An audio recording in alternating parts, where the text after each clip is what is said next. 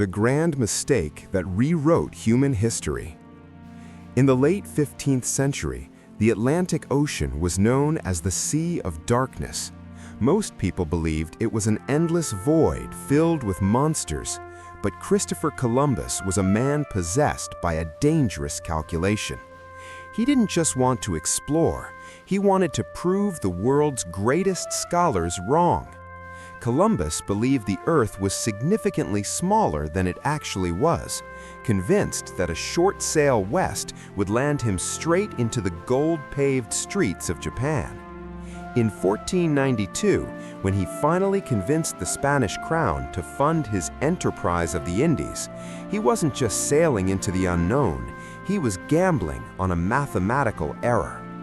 After weeks at sea, with a crew on the brink of mutiny and food supplies rotting, a tiny speck of land appeared on the horizon. Columbus stepped onto the white sands of the Bahamas, firmly believing he had reached the East Indies. He called the local Lucayan people Indians, a mistake that would stick for centuries. But the real wonder of his story isn't just the discovery, it's the Columbian Exchange that followed. This was the moment the two halves of the planet, separated for millions of years, finally collided. Columbus brought horses, coffee, and wheat to the Americas, while taking potatoes, tomatoes, and chocolate back to Europe.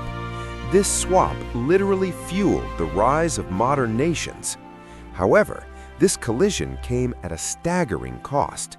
Hidden in the blankets and breath of the Europeans were invisible killers, smallpox and measles, which would eventually wipe out nearly 90% of the indigenous population. Columbus died in 1506, still stubbornly insisting he had found Asia, never realizing he had stumbled upon a new world. Today, his legacy is a complex mirror for Americans.